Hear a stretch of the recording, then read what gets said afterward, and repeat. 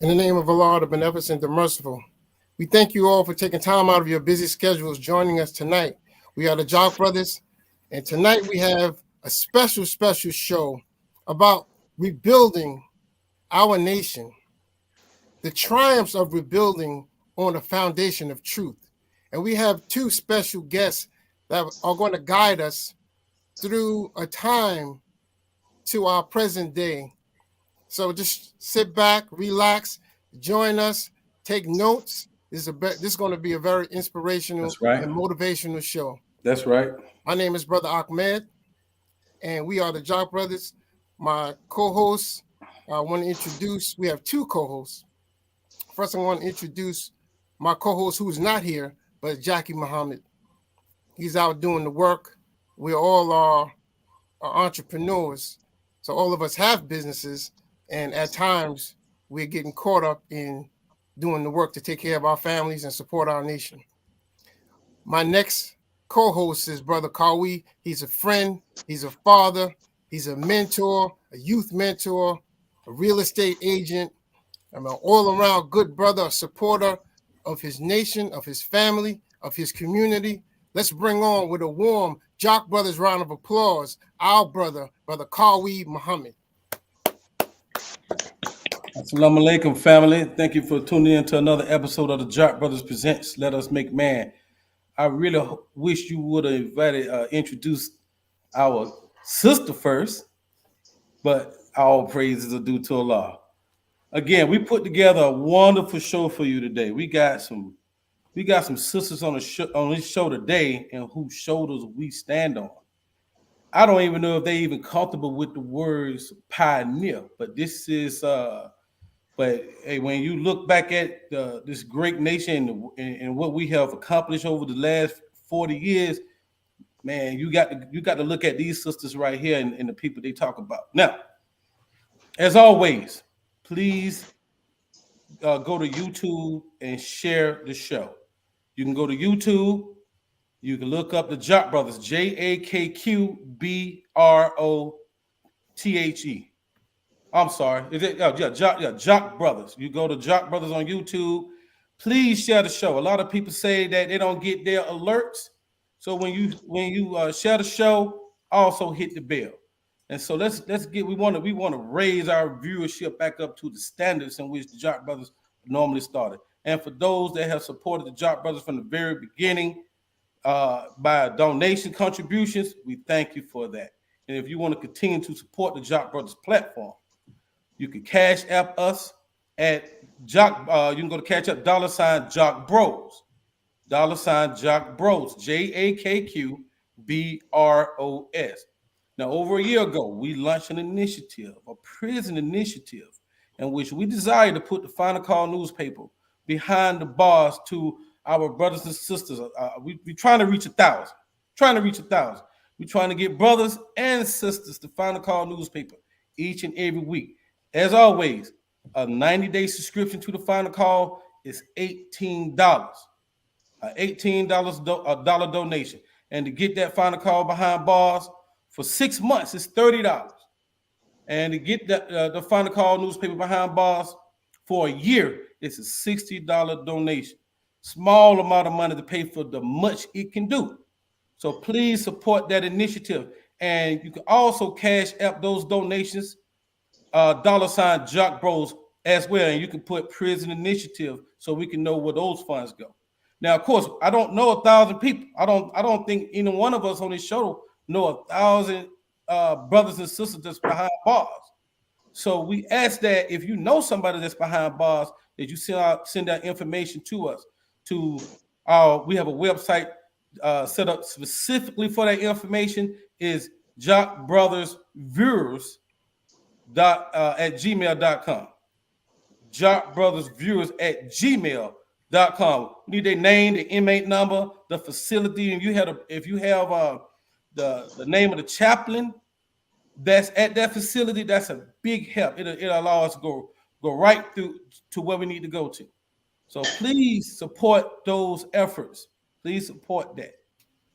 With no further ado, let's get right to the show. Go ahead, Brother Ahmed. Yes, sir. Yes, sir. Now I would have introduced her first, but she calls for a special introduction. We have a co-host that joined us tonight to replace our brother Jackie. She's always willing to help, always willing to put in work. She's representing that spiritual and intelligent feminine side of the Jock Brothers. Our sister has served in the nation over 27 years. She is a daughter, a mother, an aunt, a businesswoman, entrepreneur. She's originally from New York, my 7C, now helping throughout the communities in the southern region and Atlanta. She's our sister. She's our friend. She always joins on and helps us in this work. Please welcome with a strong Jock Brothers round of applause our sister, Sister Kaval Muhammad. Praise be to Allah, Allahu Akbar. In the name of Allah, the Beneficent, the Merciful, I do bear witness that there is no God but Allah who appeared in the person of Master Fard Muhammad. I further bear witness that the most honorable Elijah Muhammad is the exalted Christ, and the honorable Minister Louis Farrakhan is our divine reminder, warner in our midst, loving to greet my brothers of the Jock Brothers in the greeting words of peace, my two beautiful, more than pioneer sisters in the greeting words of peace, and the whole listening audience. We say it in Arabic, Assalamu alaikum, which simply means greetings of peace to all who are under our listening voice. So I'm so excited to be here with these two sisters and with our brothers. I'm here to learn, to listen, and to really delve in and ask some beautiful questions to our sisters in terms of building and rebuilding our nation. Yes, ma'am. Yes, ma'am. Thank you, sister. Now let's get started. Let's get started. I want to introduce two sisters who are very much well respected, soldiered with them, worked with them, with friends. You know, I always draw on some of their knowledge and wisdom as we work with each other in this day to bring truth and righteousness to our people in our community. I first would like to introduce a sister who's something about these small cities in Georgia. They're producing great people. You know, when the South rise, you know, it's all over. So our sister here is from a small city in Georgia. What is it, Cuthbert? Sister Lucille? Rennes, W-R-E-N-S, Georgia, Rennes, near Augusta, Georgia, outside of Augusta. Right, okay. She's a mother. She's an educator. She's a mother. She's over 45 years. She's been in the education department, educating our youth and our children, raising. It takes a village, and she's been raising that village, and she's been working in our community, working in her nation. In 1980, she joined on with the rebuild of Mosque number 15, and we have done so much work, and the strives that we've accomplished and triumphs in the southern region are because of some of these great sisters and brothers. But let us bring on one of them who have done such great work. We want to honor her tonight, our sister, Sister Lucille Muhammad.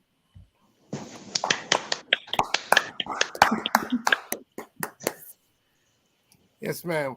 Would you like to say anything, sister? In the name of the Beneficent and Merciful, I bear witness that there is no God but Allah and Muhammad is messenger. I'd like to greet all of the listening audience, the greeting words of peace of Assalamu alaikum. And what would you like me to start? No. Just wanted you to give the audience because well, you know, she's an educator and a teacher, so she could jump right in and get started. You know what? I caused the confusion. I have been rushing and rushing, and I just got off from work. And so when you mentioned about the small town Georgia, I was not thinking about Sister Captain Lucille because she's from Boston. So forgive me. Right. in our So I class. was saying, So you were not exactly. talking to me. You were referring to our sister, Captain Lucille Muhammad. So I apologize. Oh, yeah, you just Am I right? Oh, But yet and still, Right. we're both I from think, brother, Georgia. don't worry, brother Ahmed got a little cross. wait, So no, Sister no. Lucille is- she Sister was, Lucille, it wasn't South Georgia. Sister You Lucille? said Cuth. You were trying to pronounce Cuthbert. Right. That's where I was born. See? Cuthbert. Yes. Yeah. See? I was right. forgive me. Forgive me. okay, so you got two South Georgians, right? Two Okay. South Georgia. I tell you, it's something about two Georgia peach for sure. right. Yes. Yes, ma'am. Now But like the guest. messenger, both of us were born in Georgia. That's what I'm talking about. That's definitely where I'm trying to go. Okay. And another sister that comes from South Georgia. Another one of sister. She's from Wren, Georgia. Wren's, Georgia. Excuse me. Another produce in the southern region that's coming from Georgia. That's been produced and raised and born to do this work. I mean, sometimes we take ourselves out of that, but not knowing that we're placed here for a reason and not for the season. But our sister, she's born and raised in Georgia, moved to Florida, came back to Atlanta, and was joined the nation in 1980. Are we in 1980? 1980. 1980. Joined the rebuild under the work of Minister Van. You were secretary under Minister Van, and then you became captain. You've held these great positions and these great posts. You've worked and raised captains. You've been an inspiration and a motivational a person for the sisters in the southern region. Please bring on with a great round of applause our sister. I can't say everything I want to say about her, but Yes, please don't. she's going to bless us tonight with all this knowledge and information and experiences she has had in the southern region. Please welcome with a strong Jock Brothers round of applause our sister Zuhira Muhammad. I'm very humbled. Thank you. I thank Allah for every one of you. Thank you. Yes, ma'am. Yes, ma'am. Okay. Now, Sister Lucille, now you could jump in. let's get right in there. I know we usually like to start with Yes, sir. just getting a little information about how you started your journey, where you heard the teachings the first time, and how you began your journey into the Nation of Islam. Who's first? Sister Lucille. Yes, sir. Well, as you stay on in Georgia, but I was raised in Boston, and the nation was always big in Massachusetts. Of course, it was. That's where Malcolm and the Minister Farrar got their start in Boston. So I saw the Nation of Islam all of my life, just about, in Boston. Well, as long as I can remember. And because they were soldiers, they were quite prevalent up in the areas of Roxbury and Dorchester that where all the Black people lived. So I moved here in 1977, and I met a sister, an elder sister, Sister Margaret X. Griffin. She had a health service where she taught on herbs and health called Jewel Health Service. And by my knowing her from the health service, I did not know anything. I did not know she was a Muslim at that time. So one day I saw her on the bus. And so we're just talking in general. And then she stopped and she said, "Oh, there's this brother. He's coming to college. I need you to go see him." She said, his name is Mr. Farrakhan. So I said, "Okay, yes, ma'am." And then we talked some more about herbs or whatever. And then she reiterated, she said, "And I want you to go see him, good man. he's a good man, and I knew his mother. And I was like, oh, okay. I was friends with her. Then we go on and talk some more about herbs again, and or where she was going to do her next lecture or whatever. And then she stopped in mid-sentence and say, you're gonna go see him, right? You know, I would say, yes, ma'am. And so as she got off the bus, she turned around for the last time and said, don't forget, you go see him. Okay. So I went. Sister Margaret is also from Boston. That's how come she knew him in Minnesota. So that's how she and I became very close. And so that night I was Barnes Brown. That was 1980, I think around August or September. I went and I accepted immediately. Probably because Sister Margaret told me to come. And my life has been changed forevermore. Yes, and the thing about it, which I explained to you all the other day, was that when you came to this city, the converts the next week came down again to see just the 15th room. And Joshua was there. Joshua was always there. From the very beginning, Joshua was there. Tasu came. But about 2 or 3 weeks in a row, he came and spoke to just us. So, you know, I know you all don't experience this now in the nation, but we always had the minister up close. That was my beginning. Yes, ma'am. Yes, ma'am. Thank you, sister. Enough for you talking. No, that was great. That was great. Now, Sister Hira, before you get into yours, I'd be remiss to not mention that you are one of the starters of Modest Fly Dress. I had to throw that out there.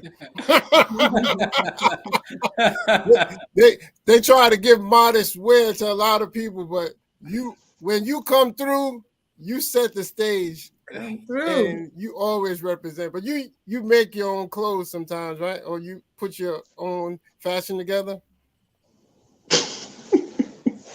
I love Ahmed. I do.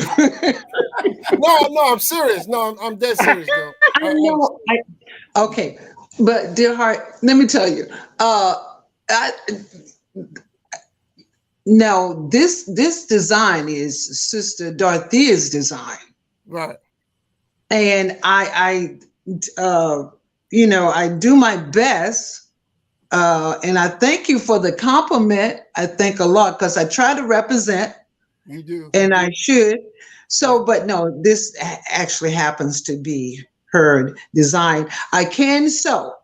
However, I don't do a lot of it as I'm aging. I just buy from someone else, you know. Well, our lessons do say to make my life easier, right? So long as you know how to. I said, well, our lessons do say how to sew. So long as you know how to, you can gracefully give that to somebody else at this point in your life. Absolutely. I certainly know how to sew. Yes, ma'am. Yes, ma'am. Okay. So now you can go as far as your coming into the nation and hearing the teachings for the first time.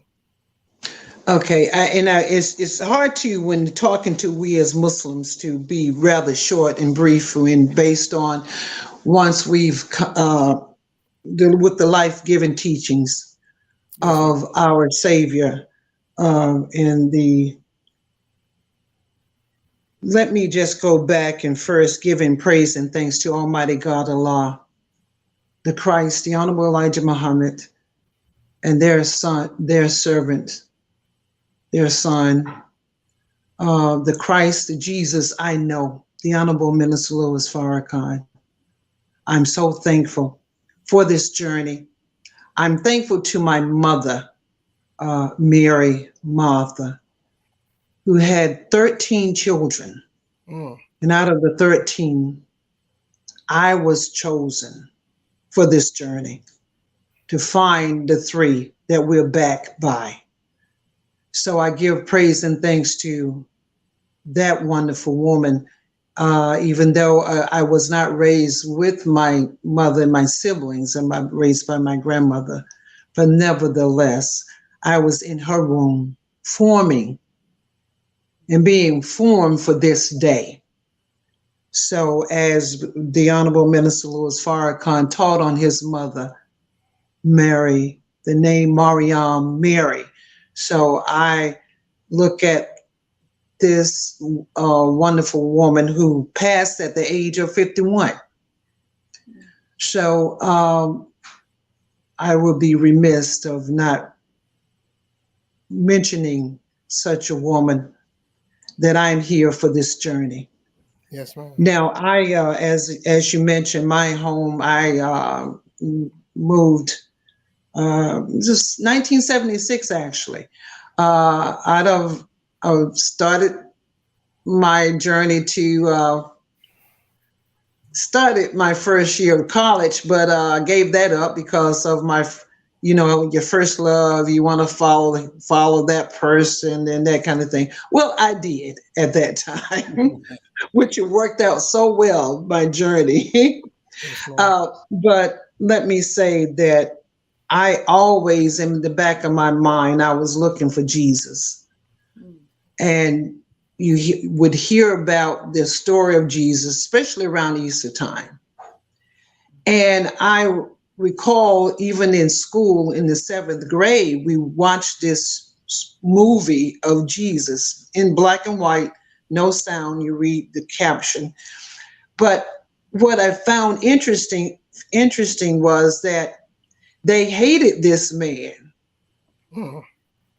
white, Caucasian, which of course we know Jesus is a black man.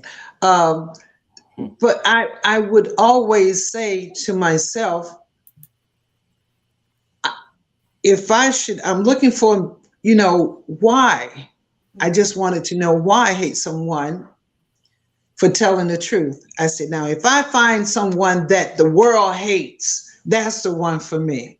And so throughout my journey, I was always trying to find this man, Jesus, a real Jesus. And one day I was in Riviera Beach, moved to Riviera Beach, Florida. This is where my journey started. One day I got off, when I was off work, I came in this particular day, and I was so mad with God. And I wasn't mad enough that I was talking to him, but as I said, I'm not going to curse you. Okay, but right. I was talking strong. I was like, look, if you can't show me the truth, I'm pacing back and forth. I'm mad, crying, ugly face, pacing. I said, if you can't show me the truth, you take me out. You take me out. Wow. I said, I know you don't like the way I'm talking to you. Now, I didn't ask him. I said, if you can't do this, I didn't say, oh, Lord Jesus, no, weak, nothing. And I kept saying that until I was tired. I said, if you can't show me the truth, you take me out. You take me out. Then I got tired. Then I was like, and that was it. 2 weeks later, it was a stranger how this brother today, he's still around. This brother, as I say today, when we see each other, Savior's Day, whatever, I would say that he is, I say it all the time, now all of a sudden I can't even say it. But he is the one that found me and brought me to the Lamb of God to start my journey. And it was so mysterious not mysterious. I met him after work. The girls and I in City Hall, bougie Negroes, brothers and sisters, who would go to happy hour at the Cotton Club. That's where, see, Allah works in mysterious ways, in the highways and the byways. You got to be there to find one, So as soon as I walked in, I'm rushing in that evening. So I go, I walk through the door. I see these two brothers in the corners. These two guys. They had on suits like most of those the crowd that was there, that kind of thing. But as soon as I walked in, my eyes immediately went to the corner where they were standing, and I said, who do they think they are? As far as my witness. And then I shrugged that off because I got a party now. I get with my girls and everything. And every now and then I will look over there at them. Brother Philip at that time, Philip and his beloved brother, actually, they were just strange that I come to know. And I would watch, and every now and then I get distracted and look at them because I'm a social butterfly. I'm all over the place. But I say all that to say, that was one who taught me over a period of time, and he did it methodically. I didn't know how to figure him out at first. I really did not know until a period of time where we would go out to dinner, out to lunch, to the movies and things like that, and things he would, so nice, such a sense of humor, he would crack me up all the time. But then he would throw in, he would say things, and I'm like, I'm trying to figure out who are you? But I come to find out when he mentioned this man, the Honorable Elijah Muhammad. So now I didn't know anything about the Honorable Elijah Muhammad, of course. So he began to teach him. That would come up through dinner, lunch, or whenever, every now and then when we would go out. And again, getting back to the point, the brother never was fresh with me, no nothing. I'm trying to figure out, okay, we've gone to the movies, we've gone to dinner, we've gone here, we're going there. Never made a pass. I began to think like, oh, what's wrong with him? Of course, I'm in the seeking Islam. I wasn't there yet. But I must say, as he taught me about him and the way he talked about this man, and even when he went away, he never said he died. He said he had to go away. So he gave me my first book, of course, Message to the Black Man and everything else. It was a process. And when he began to talk about the Honorable Elijah Muhammad, he tested me. As I look back on everything, he said, well, because he could not teach me about the Honorable Minister Louis Farrakhan unless I knew about his father. Yes, so he told me exactly, his journey. And he said, well, I know he was in jail. I was how America, the white folks, during that era, of course. But he began to talk about this man Farrakhan. Going back to the fact that, again, keep in mind that he's never used the term that the Honorable Elijah Muhammad died. He went away. And this man, Farrakhan, the Honorable Minister Louis Farrakhan, has to walk in his shoes, has to walk in his steps. And because Philip was with him, Brother Philip was with him at the very beginning when he started rebuilding the nation. And Sister Lucille knows Philip very well, Brother Philip very well. And so I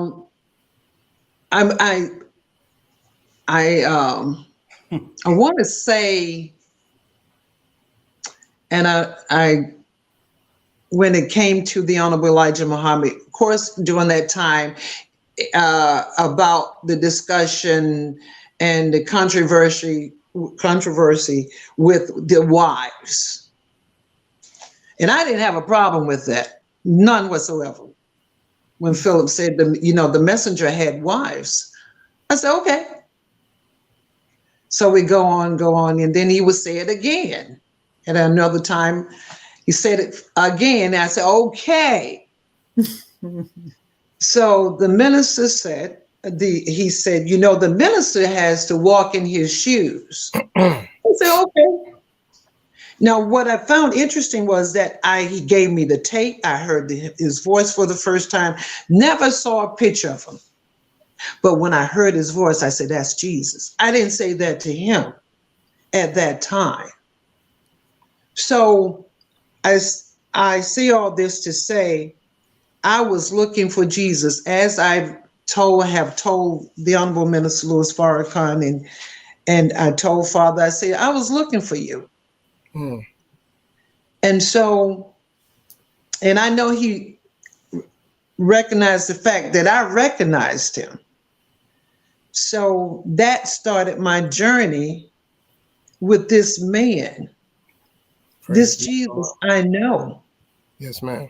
And as I see it, as I look at this man, every time I see him or hear his voice, I know. So nobody can tell me, because this is my own personal testimony. See, the devil can't get me with this. Who? Not at all. Because I know who he is. Yes, ma'am. And this is my life. And through my mother, like I said, it's so crucial that in this dispensation of time, we got to know who he is. And whatever happens by Allah's permission, that's his permission. Yes, ma'am. Yes, ma'am. But I know what I know, that no one told me about him. This is what I told God, mad as hell with him.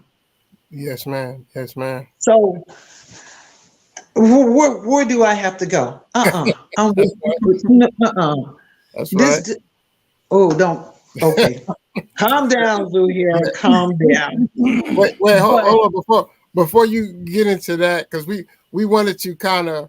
Yeah, you don't get me started, because I don't know when to. Yeah, but I say that. We wanted to get into that meeting with the minister, because you and Sister Lucille both have such awesome stories with that. But Sister Lucille, I wanted to ask a question. When Honorable Minister Louis Farrakhan begins his lectures, he always gives us a peek into his life, on how he came into the teachings, and what issues he went through, and struggles he went through, and triumphs he went through in coming into the knowledge. Could you give us some of the triumphs that you went through in your early years in coming into the nation?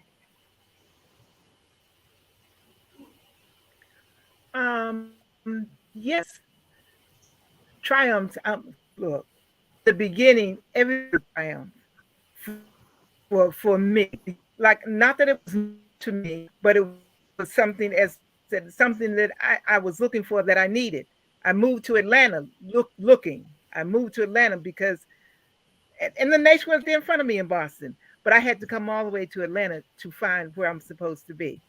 But in the very beginning, in the rebuilding, was, I guess, looking back on, it was difficult. There were about 6 sisters. There were about 6 sisters that I knew of. And we would have class in each other's homes, and we would each teach each other. Sister Mother Dolores was very instrumental in helping us to do that. However, we had to take the ball and take it for ourselves. So all the triumphs, well, I guess when I became captain under college, I became the local college, and so was still the regional captain. But the things that I experienced with Dr. Khalid, in the community. That was our thing. Let's get in the community. Let's be seen. Let's be seen. Let's go everywhere. We would go to Piedmont Park and sell bean pies without any permit or anything. But the brothers would get out there and they would go down there, sell those bean pies before the security could come. We were all finished by then. But that's the kind of, those are the kind of things that we always did with college, the community. We stayed in the community, you know, and that's why when he got arrested, the community came out for him. As I was telling you the other, we surrounded the state house, the state, not the state house, the court. Russell Building. Downtown. And Mhm. yes, sister, thank you, Sister here, the Russell Building. And we, you know, we circled it and we had a little demonstration before it was time for us to go upstairs. And then, of course, we tried to go in. They said, nope, got to cut it off, right? We can only have a certain amount. So many people in the community had to stay out. But all Sister of us Lucille, in the nation came in. Sister Lucille, why was he arrested again? Okay, she froze. She Khaled frozen. was arrested for Okay. falsifying records. Did somebody say something? No. Falsifying. He was accused of falsifying. Can't hear you. No, I said he was accused He was of falsifying. accused. Right. Yes, ma'am. Falsifying records. He was trying to get a house. That's what he was trying to do. He wanted to get a house so he could bring his family here. I think he may have used someone else's social security number or something to that effect. However, at that time, Brother Minister Malik was the local captain, brother captain, and I was the local sister captain. Brother Sadiq was the regional captain. Sister Velma was the regional captain. So, but we surrounded anyway. So here we go. We're in the court. We're in the room, and so we knew. Well, we had been instructed as soon as he comes in, you know, we're going to stand at attention. So Khaled comes in, looking down, walking with handcuffed, and he says, "Assalamu alaikum," and you could hear a swoosh because in unity, everybody stood up and said, "Wa alaikum salam, sir." Blew the judge's mind. I mean, blew the judge's mind. It will. That's a memory that we will all have. And I remember the minister talked about it one day, and he went through the same thing. He said that swoosh was what blew that man's mind. That judge was like, okay. And but that was one of the highlights. Sister Catherine. Of another one was excuse me. Sister Catherine, you got it. You know when they bought. I'm sorry. Oh, she wanted to jump in, Sister. Just to add to that, Sister Lucille, you know when they brought him in, right? You know we stand for the judge, right? So when they brought him in, and then once they said, well, "You may be seated," we stood there until Dr. Khaled turned around and we said, "Whoof." Not until we got permission from him. Right. Yes. That's what we do. Yeah. That's right, Zuhira. Thank you for that. Yes, it was just so profound because that's right. Those Caucasians had never seen anything like that. They had never seen anything like that. Nothing. Yes, that was just so the other thing that we did that was very profound was when the students at Mars they were taking over the building. They taking over the building because they took over the building. They did. And they because of the conditions and all. However, they wanted to see Dr. Khaled. They said they wanted to see three, either Minister Farrakhan, Jesse Jackson, or some bishop, I forget the bishop's name. And so of course Khalid, he said, well, I'm here in the minister's stead. And so they let Khalid in. He talked to them about what their grievances were and everything. And when we had that rally where all of the AU Center came together, wow.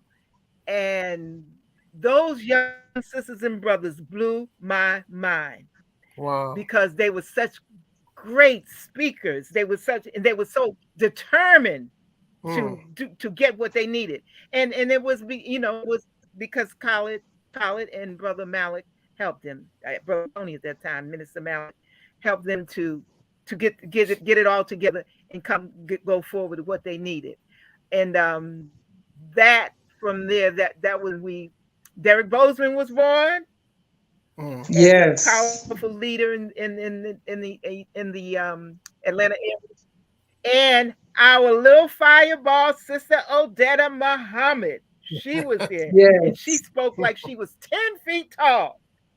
She blew our mind, and so I remember those two things specifically. Oh no, there was one other time when Sister Lucille, Brother before Captain you go Musa came down, Brother Shaheed came down, and they had all these this was before our FOI uniforms came back, right? So they had these military uniforms made. And actually what happened then, all the college students started coming to us, and then after that meeting, because they saw the brothers in such a military fashion and looking so good, and the brothers wanted to be like that. So those were two of the triumphs. And like I said, we started out very humbly with hardly anything. And I don't think that we started.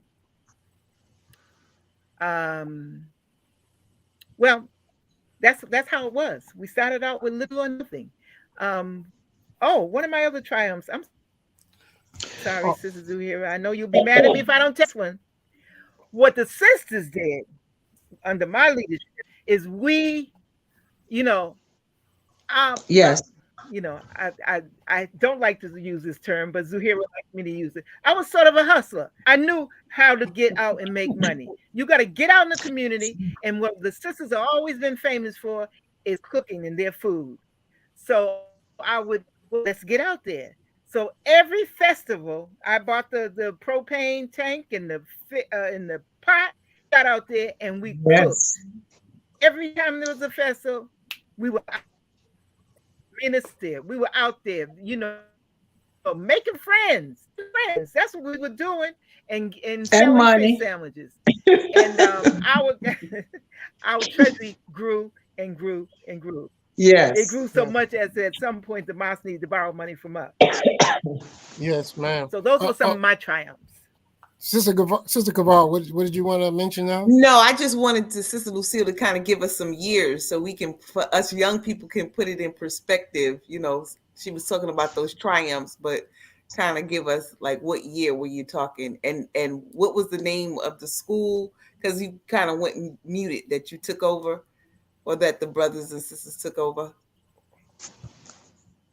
Morris Brown. Was that Morris Morris Brown? Okay. And then what year?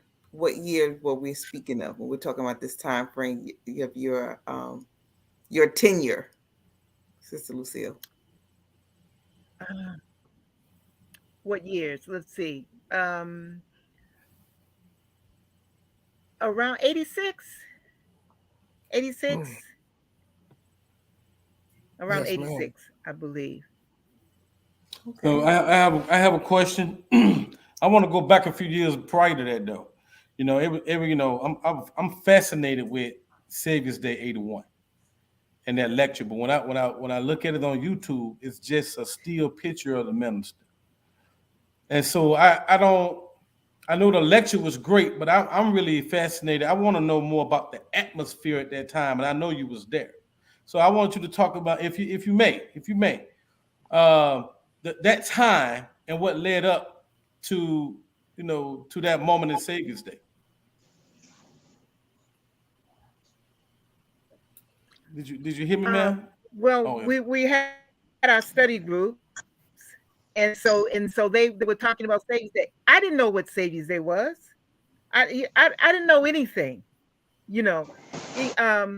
So they said Savior's Day. That's when we're going to go up to Chicago and we're going to have a convention and we're just going to enjoy ourselves. And so I was like, okay. So when we got on that bus, and there were all these other sisters on the bus that I didn't know. I only knew about the 7 or 10 sisters that I was studying with, or we had our little small MDT class with.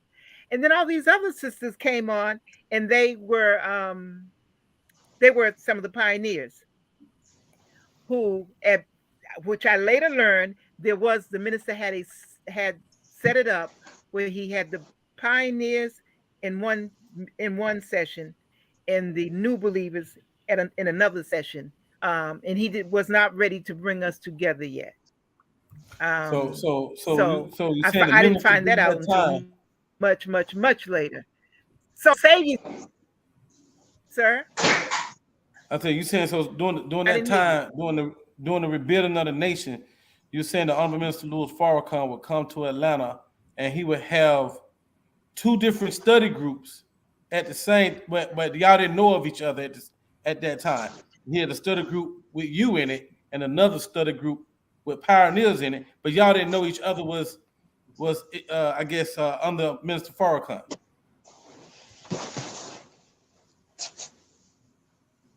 Yes, sir.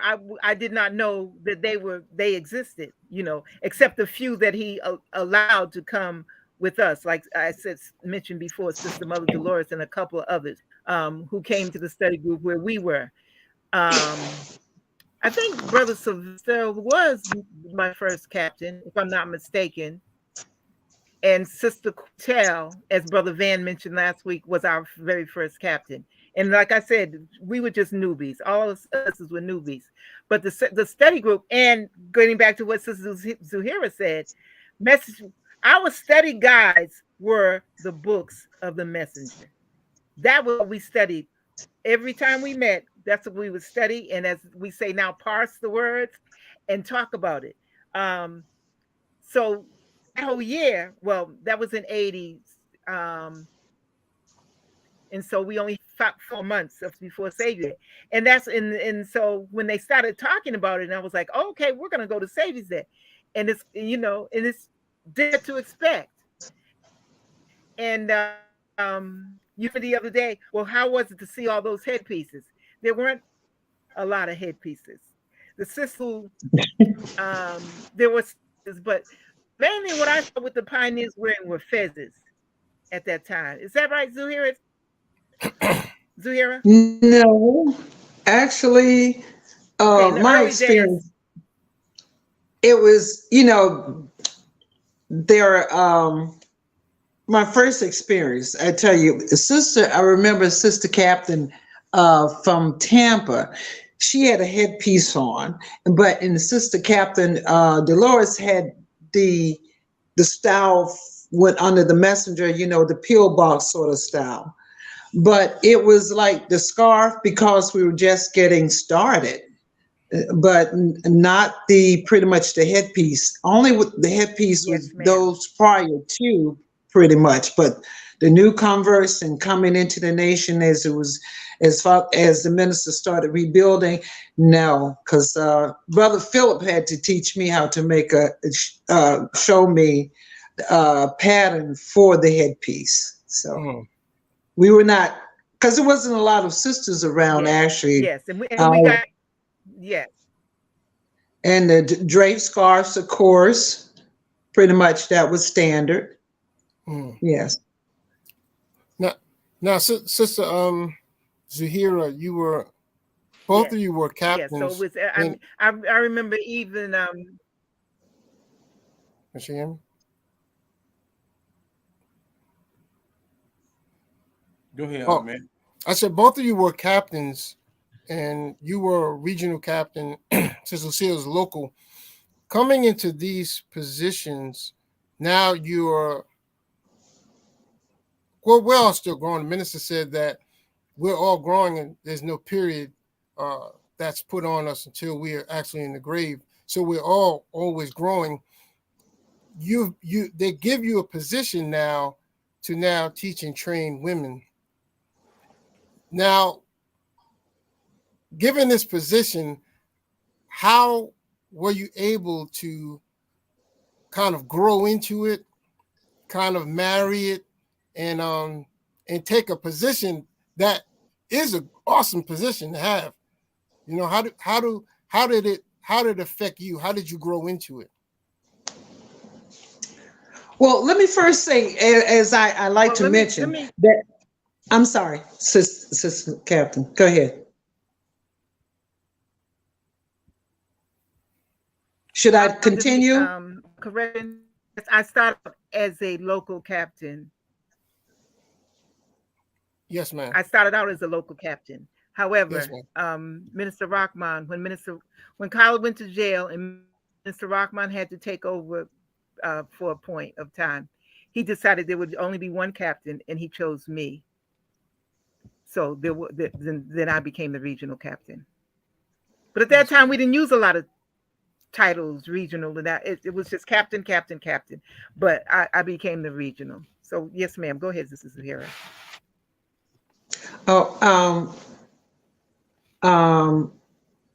Actually, what I find I was actually regional secretary first. Minister Van made me regional secretary. Of course, I had the privilege of being a part of that in that era with Minister Van, Captain Sadiq Muhammad. Out of all of that, the work that was done under his leadership at the Added Up tour, which believers worked so hard for, and so many were rewarded with their names, especially Sister Captain Lucille, who received the name Muhammad because of over 30,000 people at the Georgia Dome. And I'm so thankful I was a part of that. So after I was blessed to receive my name as well, after hearing about everybody else, I'm like, what? I'm in the bank with Brother Minister Van to take care of business for the Honorable Minister Farrakhan. And so he was telling me about all these wonderful believers who received their name Muhammad. I was like, wow. And I'm thinking, he was just calling off the names. So before I knew it, I'm like, well, if they can get a name, I know I can get a name. I'm just in the bank. But it turned out that I did get a name, and so during that time, I mentioned that because of the great works that took place under Minister Van during our tenure as laborers. And so I have to mention that because pretty much the nation thinks of me, remembers me as a captain. You know, secretaries, with Minister Rodney would say he was a national secretary. We're just paper pushing, you know what I mean? But right. Secretaries are the second most important person in the nation. They're the secret keepers. Mm-hmm. And so, you know, it's like in the, when they got the, when the government went, the FBI went after, what was that gangster? And the only way they can get him was through the record keeper, the accountant. So being a secretary, that was, that's pretty serious. Now, as when I became captain, because when Minister Van asked me to take on that post, the first time I said no, sir, that's okay. I did. Second time, the third time, I did submit to take on that responsibility. And then at that time, Sister Captain Bessie Jean Farrakhan, that great woman, that beloved soldier, it was an honor for me to serve under her. And when you say you didn't take me long to learn how to, because if you walked around her and you didn't act like you know something, you had to go. You better act like whether you knew what to do, you better fake it until you make it. And because she was very serious when it came to, she loved the sisters, she loves the nation, and of course she loves her father. And so it didn't take me long. I made one mistake. I remember making one mistake with her. And that was it. That's all it took, one mistake. And I say that to say we were in the southern region at the time. And in Greenville,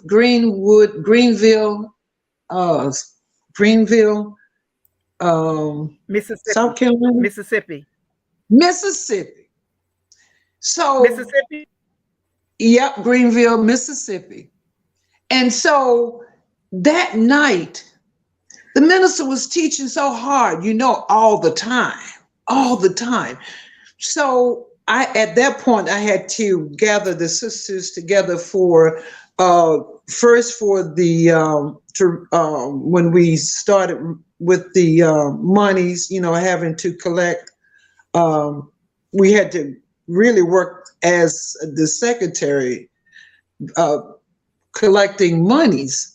So I had to get sisters who I had as sisters to go on, take their posts versus taking up collection. So once after collection, I had to try to get the sisters seated out front and along, to secure the front. And so I had to wait until the proper time when what I meant by that, when the crowd is up, that's when you take the soldiers in. You get them seated right there, post right in place and standing, sit down when, time is, In Greenville, the minister was teaching so hard. Most of the people just up on their feet, that kind of thing. Not this crowd. It took about an hour or so. So I couldn't wait any longer in order to get the sisters in position. And so everyone was sitting. Here I take the sisters marching down the aisle to the front to be seated. And that was a mistake. I was told about that. And so I did that. I'm like Colic. I'll take a sit down or really whatever, because I had to do the best I could do. Right, and I know they had to be seated. That's right. And it took them but it worked out. I was, sister, try not to, don't do it. Okay. No, ma'am, not again, never again.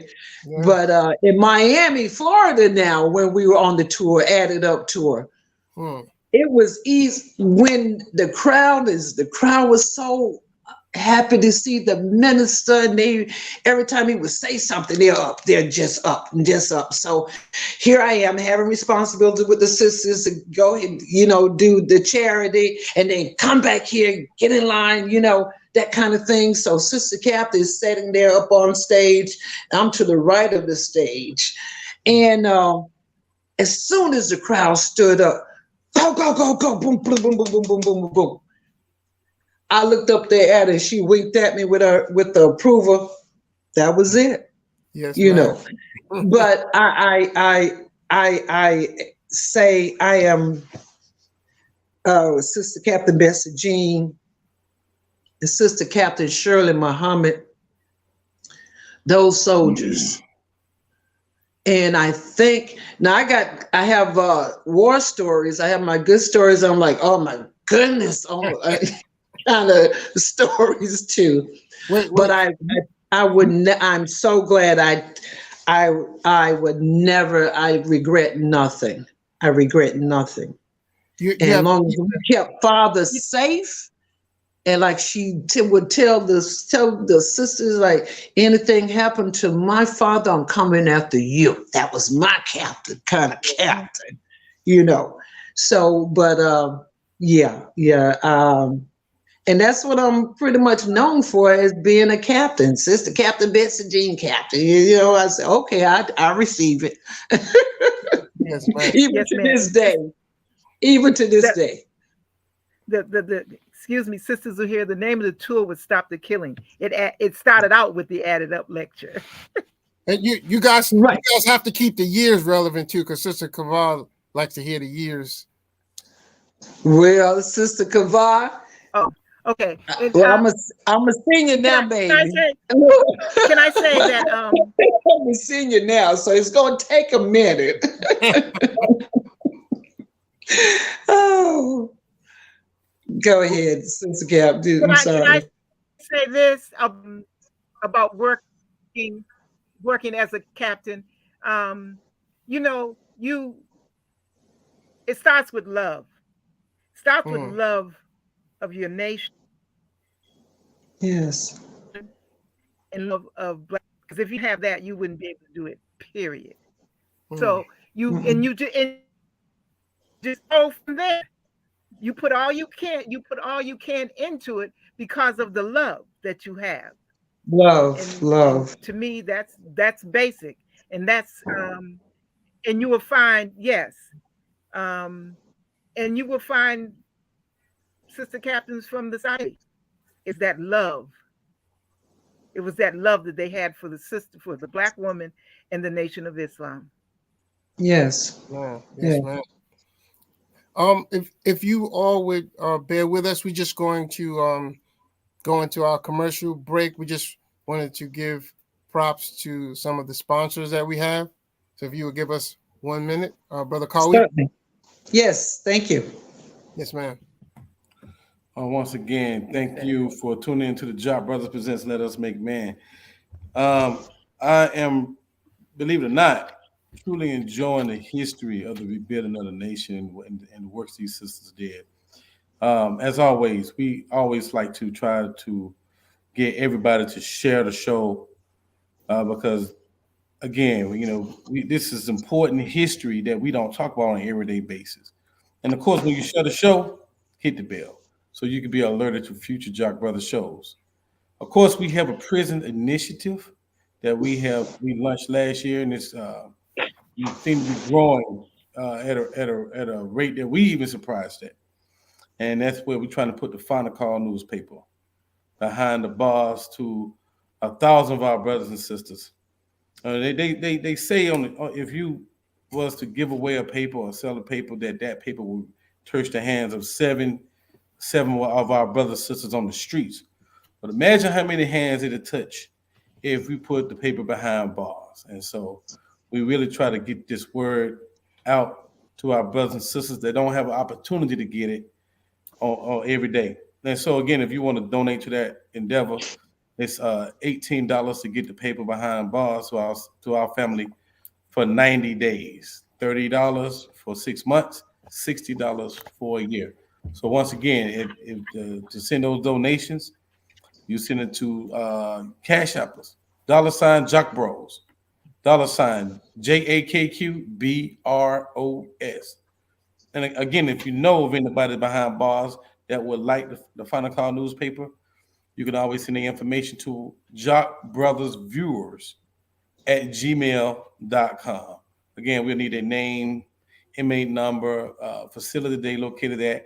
And if you have that information to the chaplain, that'll be a great help to getting this paper to them a lot faster. Jock Brothers also we always like to promote our businesses. We have a lot of Black businesses around town. Here's me. I'm a realtor. I'm a local realtor. I deal, of course, with commercial and mostly commercial and residential property. I try to make this experience very easy for you. Of course, that's my number at the bottom right here, 44671-5681. Give me a call and let me show off for you. I like to show off my talents in the real estate world. The next one is, of course, my brother. Man, this brother has a lot of little subtitles going on. He got a lot of letters.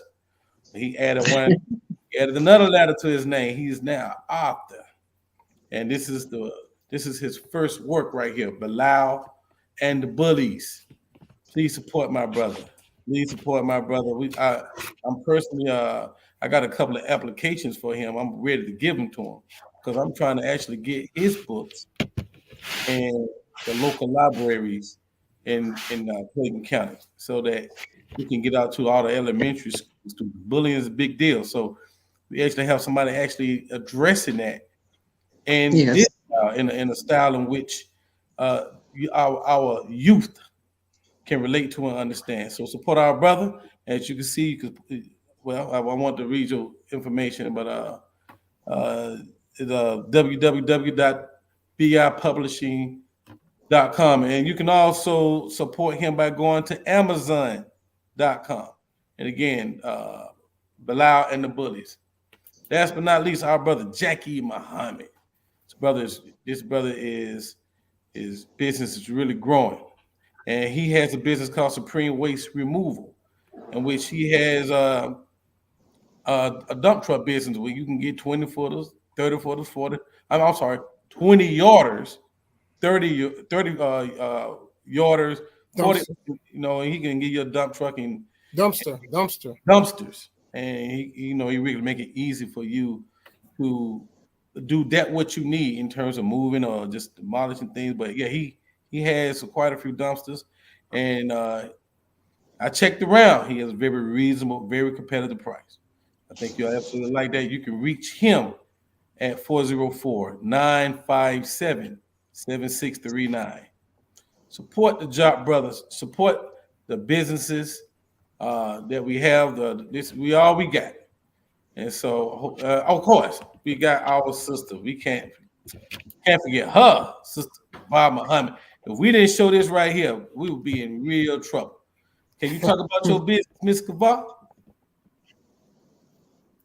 I was on mute, but this is Nosy. I am Sister Kava Muhammad, and I am Nosy correspondent, but I'm gossip free because knowledge is power and the truth shall set you free. So I just do interviews such as this along with other interviews because we want to really get to know people in their businesses as well as what's dear to their heart, their organizations, as well as what makes them tick and the contributions that they have made to our world, to Atlanta, to anywhere around the world. If you want to get your story out, if you want to market your business, your organization, then call on me. Let me get nosy and let me get the word out, the truth out about what it is that you do. And of course, to reach Sister Kava Muhammad, you can reach her at 404-836-0954. Thank you for that little commercial break. Back to you, Brother Ahmed. Praise be to Allah.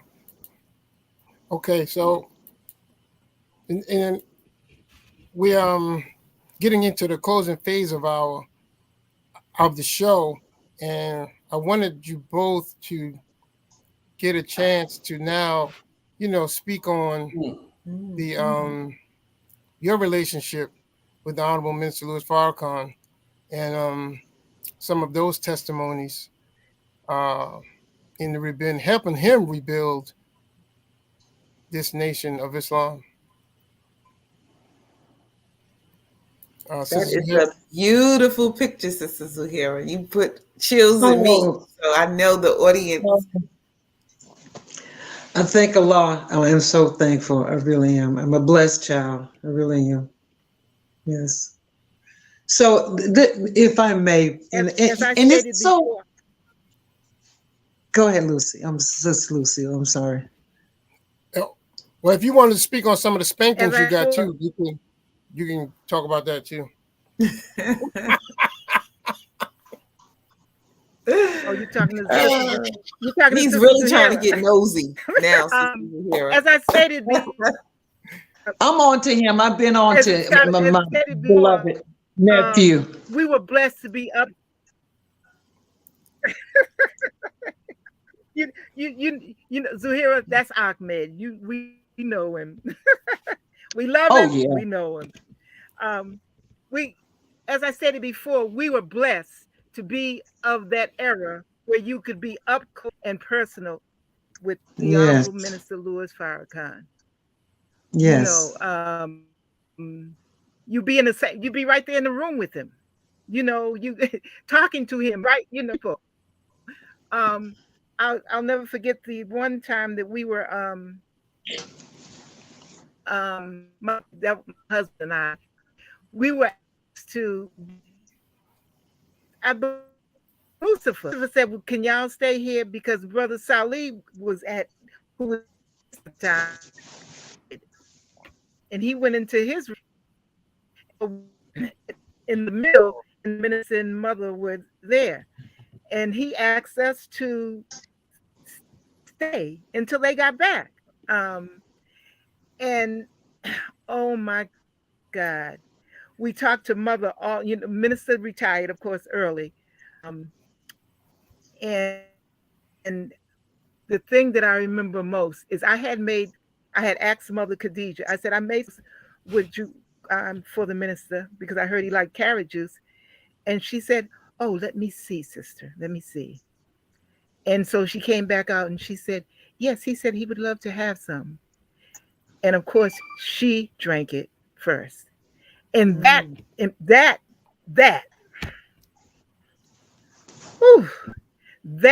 to me was so beautiful, because then that's when I saw the security aspect of it. I get if it kills somebody, it's going to kill me first. And that I fell in love with her. Well, that was the first time I met her, and I just fell in love. I just fell in love. But to say that my former husband, I stayed there until they came back. Mother went to bed, and we were on security right there, just to us. You know, so it's times like that. I remember another time there was just about 5 or 6 of us in the room, just talking to them. You know, you don't get it. Y'all just don't have it like that.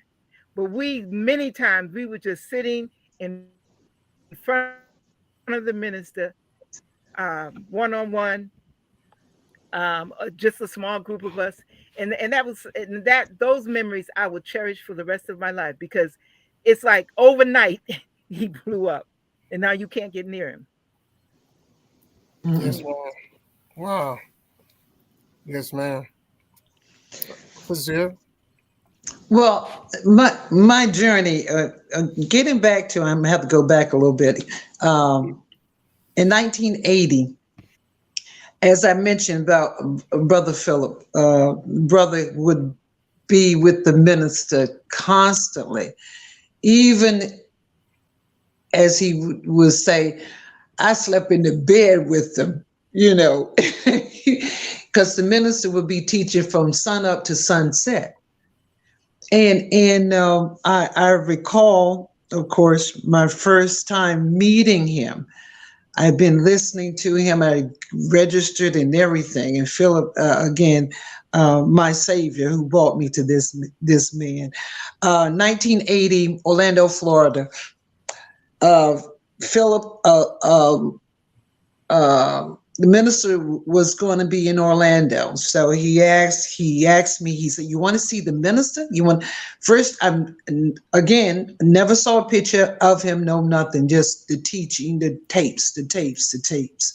And so it was a brother at that time who was in the nation, with the messenger before, and once he went away, this particular brother, he was trying to teach him and bring him to, to let him know, this man Farrakhan.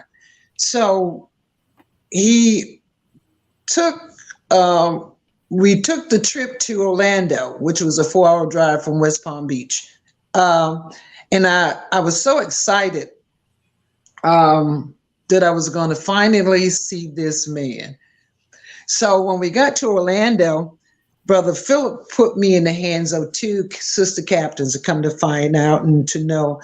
Sister Gwen from Tampa, the captain at that time, and Sister Dolores, captain of Atlanta. And my first time seeing sisters and first time seeing more than one brother. All the brothers from the southern region pretty much were in Orlando. So while I'm standing there in their care, as Brother Philip went on to soldier, the minister, they were bringing him across, we're at this hotel. As always, you find the brothers everywhere, all over the place. We take over the hotel, as I come to know, and white folks are just watching like I was watching all these brothers, all this that's going on, and I'm watching them as well, their reaction. Actually, it was a woman to come out of the door of the hotel, and right there in front of us, she collapsed, just fell down, and I'm looking at, and so I'm like, well, okay. And it was a brother to help her up. She was she just walked away. She didn't say thank you, sir. No, she just walked away. So now with that happening, and then here we are, here are the brothers, and I'm looking for the minister. And it was so many brothers. And, the minister has said that one brother looks like 10. So as they got closer, and I'm standing there, I know I had to be looking crazy, like when the lights it's a deer or something, but I had to be looking rather crazy. I'm looking at this man, and in my mind, I said, that's Jesus. So he was greeting pretty much all the brothers cheek to cheek. I mean, standing there with them. And so after a while, they took him. I remember Brother Sylvester Muhammad, because he had the face, he looked like a Muslim.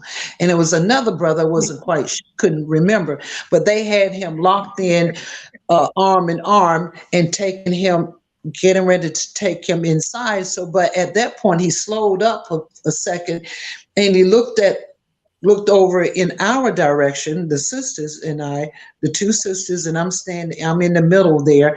He looked, and I'm like, oh my goodness.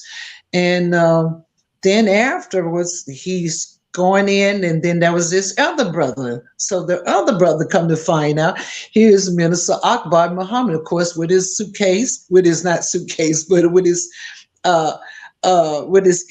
He goes in right behind him. I'm like, oh my God. So at this point, they're taking me inside of the hotel to this meeting room. So I'm in the room with the 2 sisters, both flanking me on both sides while I was seated, and the brothers on their other side. First time my first experience. So I was sitting there. First with my legs crossed and everything, because, so here we are. Next thing I see the minister, they're bringing him in. And when they brought him in, I hurry up and straighten up. I just uncrossed my leg, and I'm like, oh my goodness, I'm looking at this man. So I see all this to say, I found out way later through my experience, I was actually in the meeting with these registered Muslims. I wasn't even registered. Back then, you can't sit in a meeting if you're not registered. Not only was I in the meeting with Muslims, believers, they were regional laborers. But here I am, not registered, sitting there. And so after that experience, the minister taught on his subject was Moses and the wise man. I would never forget that because I saw a movie not long prior to 4 months before. It was David Carradine who played this wise man, not Kung Fu, but this wise man. And this man wanted to walk with him. He was trying to find himself, that kind of thing. But so I watched this man, and so I'm just in awe. And so when it was over, the sisters took me out. We're sitting in the lobby area with on the sofa, which is facing the door of the meeting room. And so they brought him out. And he paused. He abruptly stopped and looked over at us. And he said, and it had to be for me, which I recognized because I know he wasn't talking about the captives. He said, "See, we're not so bad after all, are we?" And I said, "Oh, no, sir." Like, look, like, "No, sir." I'm like, "Oh my goodness." I'm acting like a little child here. And, I have always tiptoed in his presence, even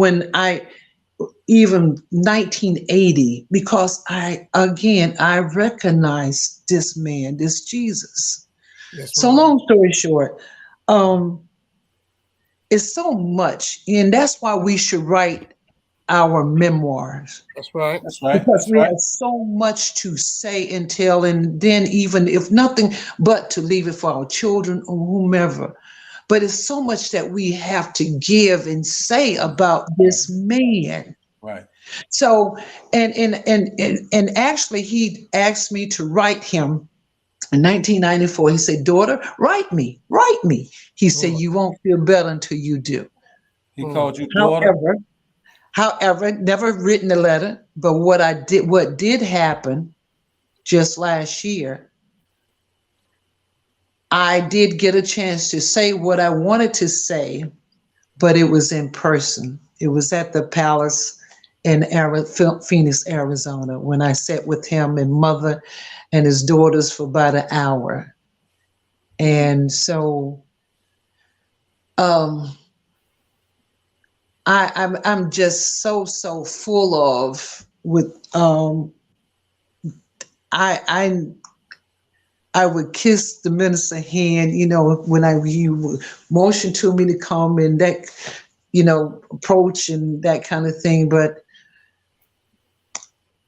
believers, oh my gosh, this is a day where we will find out what we are made of. As Father has said, has told us, "I'm not worried about me. I'm worried about you." So we have yet to see. We've been taught well. We've been taught so well for those of us who's been around for years and years and years. What more can he tell us? That's right. It's for us now. How strong is my foundation? Will I survive? Come on.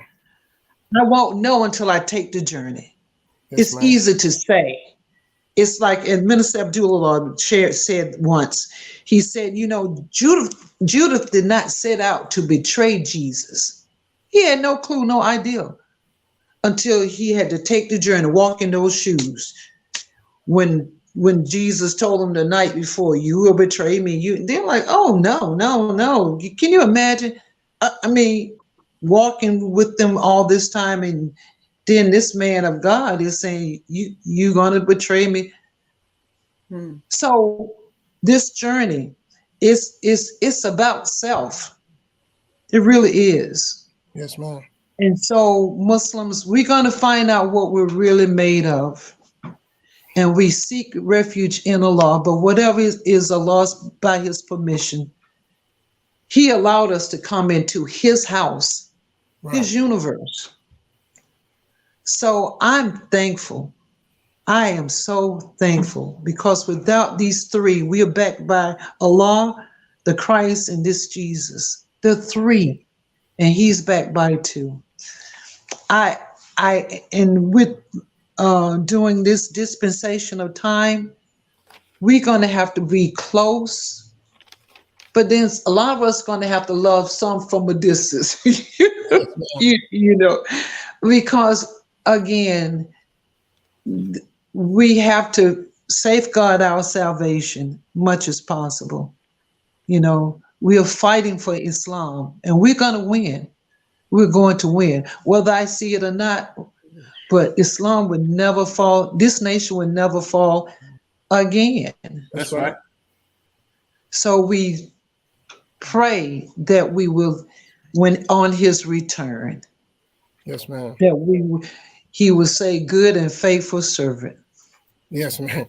Well, what you just did was, we entering the end of our show, and we usually have closing remarks, and you just hit yours right on. I mean, you went right into it. And praise be to I Allah. think I better hurry up and get it in. I still was a little too long considering you have other guests, you know, but that's the way we are. We have so much to say, Yes, ma'am. Yes, ma'am. you know. So, Sister Captain, go ahead. Wait, before she go, I'm sorry. It's not like See, I'm now, running now things. she's a I'm host sorry. too. hey, You're the host. she's always a captain. Ahmed, because I could Ahmed, go ahead and let me, you know. But forgive me, everyone. Forgive me. Don't say that's that captain in me. It might have been. Part of our giving flowers while you live, you know, we have this show because we wanted to honor some of the brothers and sisters who've helped out and done a lot of work. I like to call you all trailblazers because you're still here and you're still working. You're still a great example to those of us young sisters like Kavar. Come on. And yeah, those of us coming Kavar into has been around a long time, so come on. We're not talking about new converts here. She's, you know, this sister here. She can certainly. She's has learned and with. She's she's a pioneer, actually. Ooh, man. She's aging me. She's telling my age. Not to do with in terms of aging, but what she knows, her years of service. Yes, ma'am. That's what I mean about it in terms of a pioneer. Yes, ma'am. You know, because you can be an old person, a woman can come in right now at 90 and you're not could be considered, well, you're not a pioneer because you haven't been around that long. She's been around long enough. That's why I say it in terms of a pioneer. Yes, ma'am. Yes, ma'am. So, but your experience and your history are so valuable to those of us coming in, dealing with the challenges that you all have dealt with, and hearing your testimonies and your histories is such a blessing. That it prepares us not only to deal with the challenges that we're dealing with now, but history repeats itself. So we're always going through these same challenges. Well, what I love about both of you sisters, you both come with your own talent and skills, but you both really have a balance, and you all show a beautiful balance in enjoying Islam.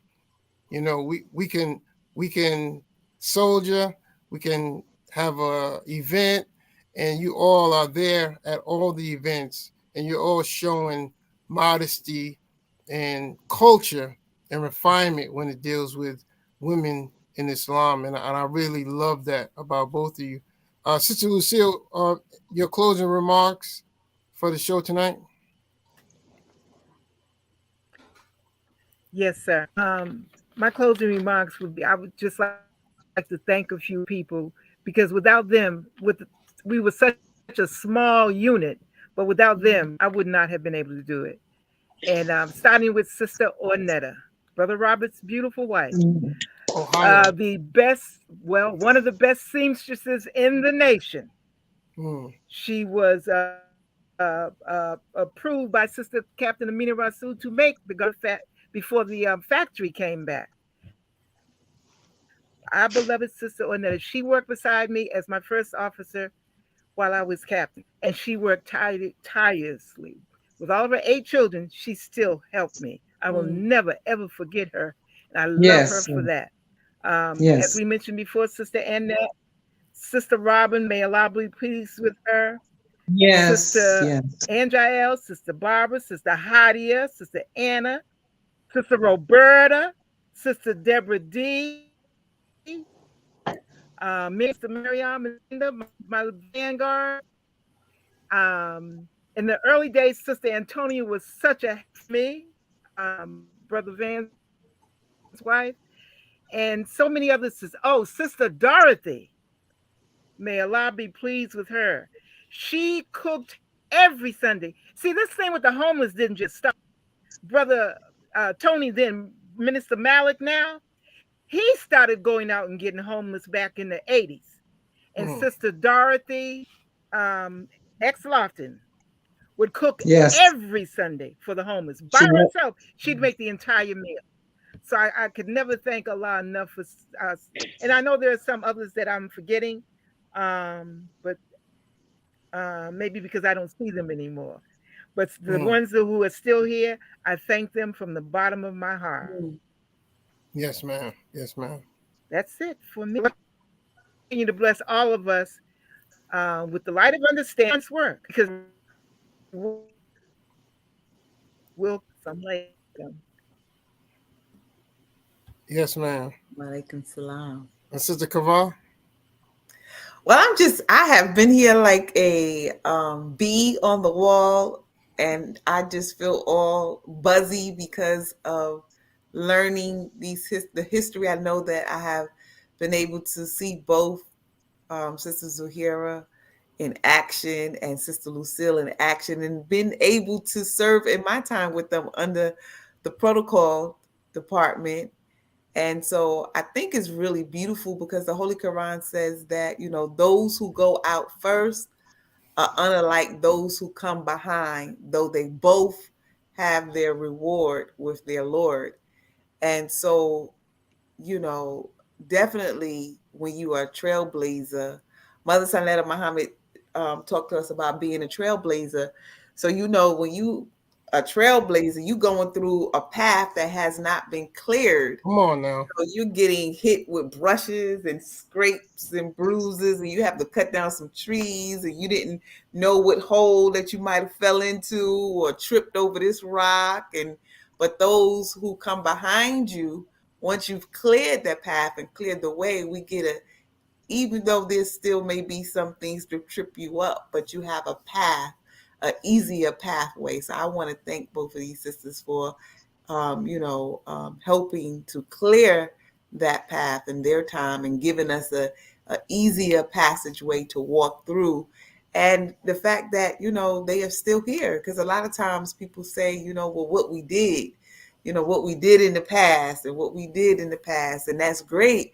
But to still be walking that trail, in whatever way, we get those calls, and these two sisters are right there. They're at the meetings. They're saying, okay, how do we serve right now?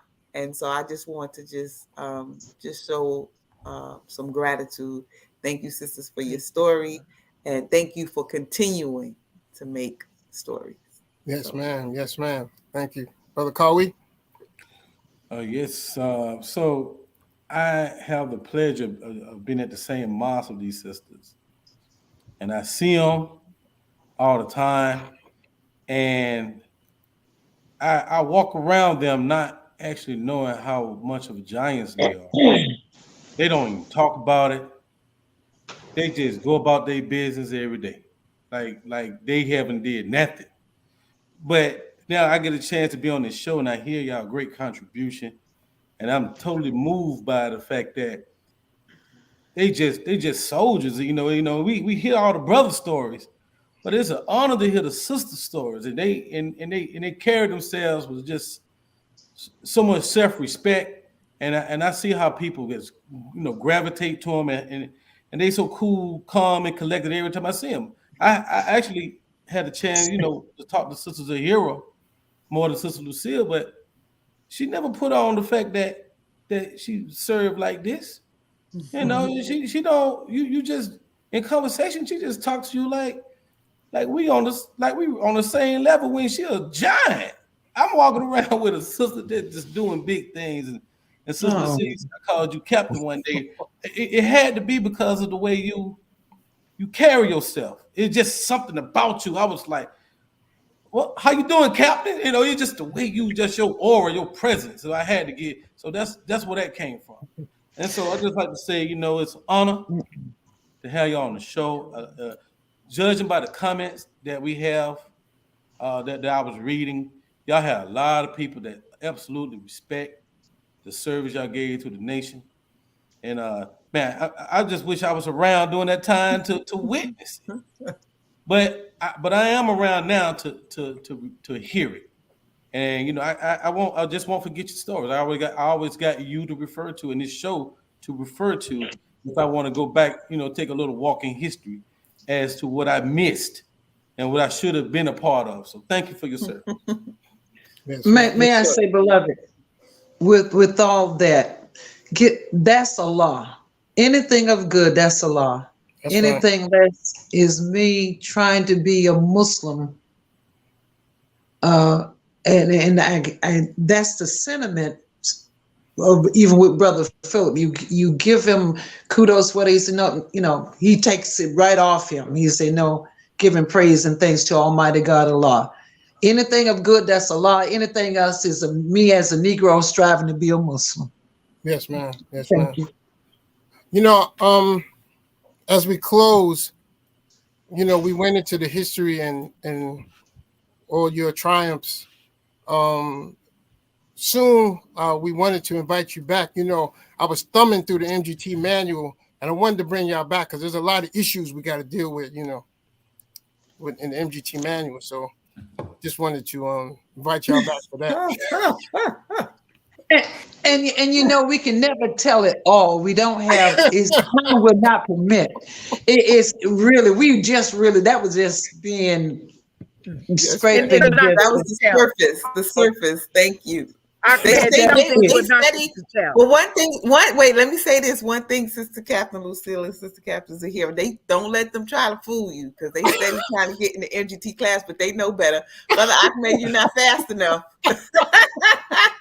Neither are you, Brother Kawhi. So Sister Lucille and Sister Zahira already know how we lock it down. Don't. And I know Ahmed. Mm-hmm. I know Right. Ahmed. Uh-huh. Great. My Get up nephew. into the heavens, into that. Yes, Well, ma'am. he's heard it all because, like I said, Father has taught us all well. Yes, right. ma'am. Yes, You know, it's not really. We know. yes, ma'am. FOI, MGT, same. You know. Yes. So thank you all for coming on. We look thank forward to you. bringing It you was an back honor. on because we have to keep you all relevant in today's world. And will you have one more thing? Oh, yes. And for those that are not in the nation that are listening and want to get some of this nation love that we got to offer for you, please go to your local mosque, wherever right. you may be. Praise Yes. God. Yes. All right. Thank you all for joining on. Thank you for Thank watching. you both. Thank you. We love you. Thank you, beloved brothers. Assalamu alaikum. Thank you. Walaikum salam. Love you, Lucy. Thank you, Chris.